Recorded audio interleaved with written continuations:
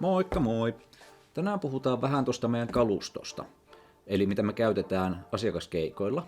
Mehän tähän aika paljon suoria videolähetyksiä netin kautta levitettynä, eli live-striimejä. Ja niille, kenelle termi ei ole tuttu, eli ne on käytännössä vähän niin kuin suoria TV-lähetyksiä, paitsi ne vedetään netin välityksellä, ja niihin toteuttaminen on huomattavasti joustavampaa tämmöisiin pienempiinkin tilaisuuksiin. Videostriimosta pystyy tekemään kaikessa yksinkertaisuudessaan vaikka tehokkaalla läppärillä tai vaikka älypuhelimella.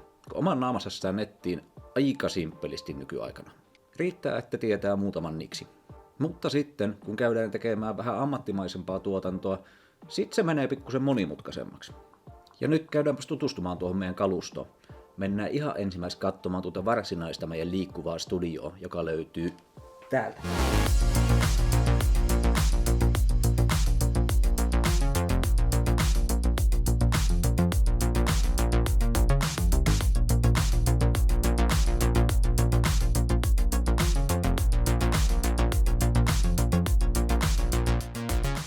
Semmonen laatikko. Ei muuta kuin avataan ja katsotaan mitä se on syönyt.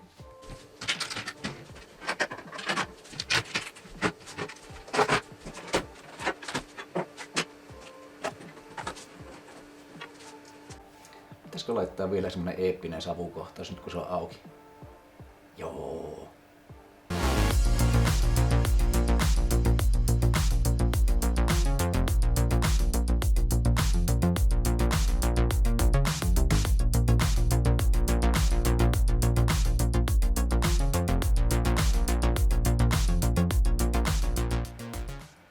Kuten kuvasta näkyy, niin tämä toimii kätevästi työpöytänä.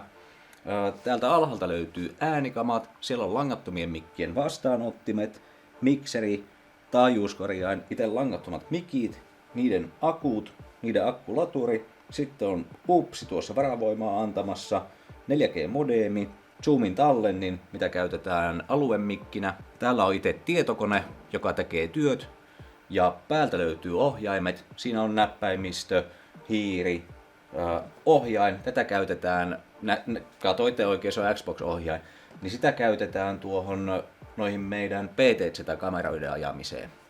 Ja sitten tässä on kosketusnäyttö, kannessa on pari 24-tuumasta näyttöä, ja tuolla on puhelimen latauspiste ja 4G-modemin lisäantennit on tuolla, siellä on taustavalo myöskin tuolla näyttöjen takana, LED-nauha.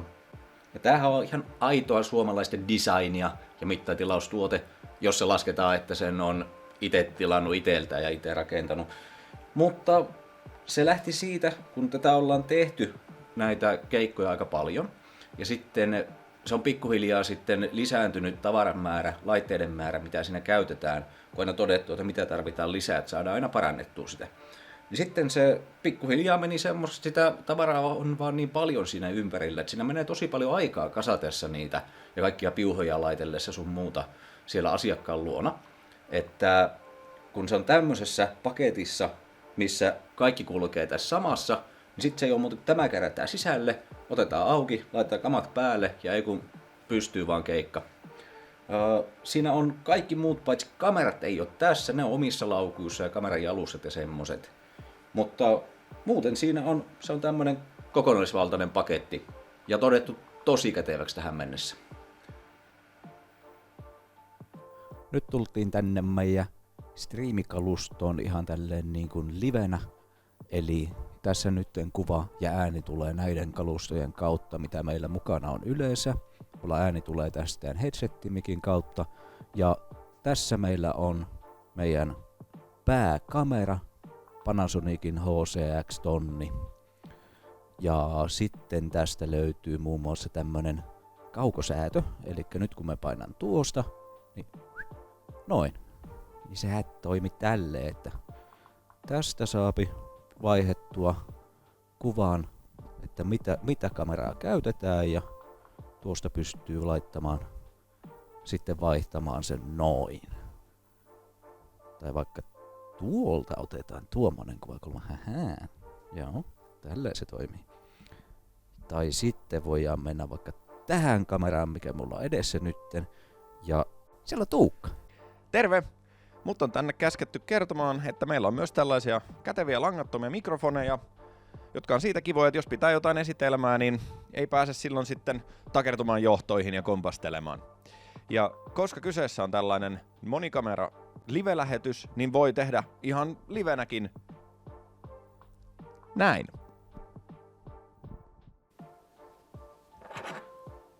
Onko se tässä hommassa melkein, tai no ainakin yksi parhaista asioista, mitä omasta mielestä on se, että niin jokainen keikka on vähän erilainen. Siellä aina tulee sitten uusia kokemuksia ja aina jotain uutta tulee vastaan ja pääsee sitten keksimään ja kehittämään, että miten parannetaan asiaa sitten seuraavalle kerralle ja miten mennään siitä eteenpäin. Kokemusta tulee siinä tehdessä koko ajan. Ja on joskus on käynyt niinkin, että on vähän niin kuin lähdetty soitellen sotaan pikkusen ja sitten ei olekaan kaikki mennyt niin kuin Strömsössä.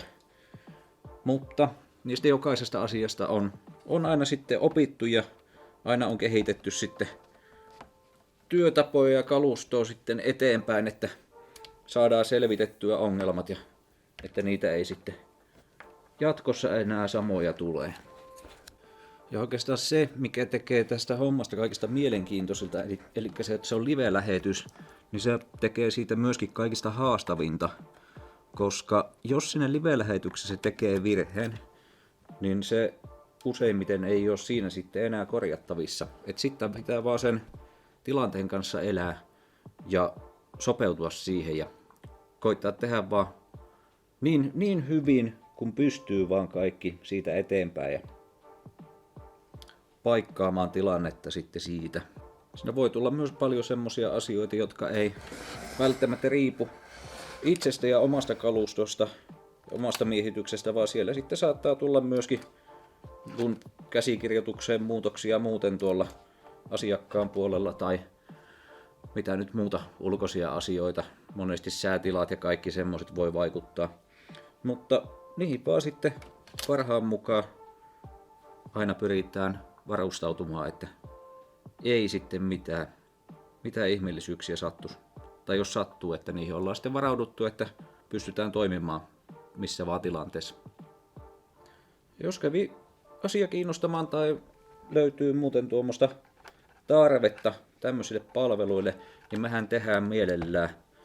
Ja tuolta meidän nettisivuilta viihdelinna.fi/live, sieltä löytyy yhteystiedot, myynti@viihdelinna.fi, sinne voi heittää suoraa sähköpostia. Ja sieltä nettisivuilta löytyy myös yhteydenottokaavake ja puhelinnumero, mihin voi soitella. Ja siitä kun kertoo sitten vähän, että minkälaista tapahtumasta on kyse ja mitä siinä on toiveita, niin voidaan sen mukaan sitten suunnitella asiakkaan kanssa yhdessä niitä eteenpäin ja sitten tehdä myös tarjous, että paljonko semmoinen homma kustantaa. Eipä tässä. Meillähän kuvailemaan juttuja. Palataan seuraavassa videossa tai muuten vaan. Moikka!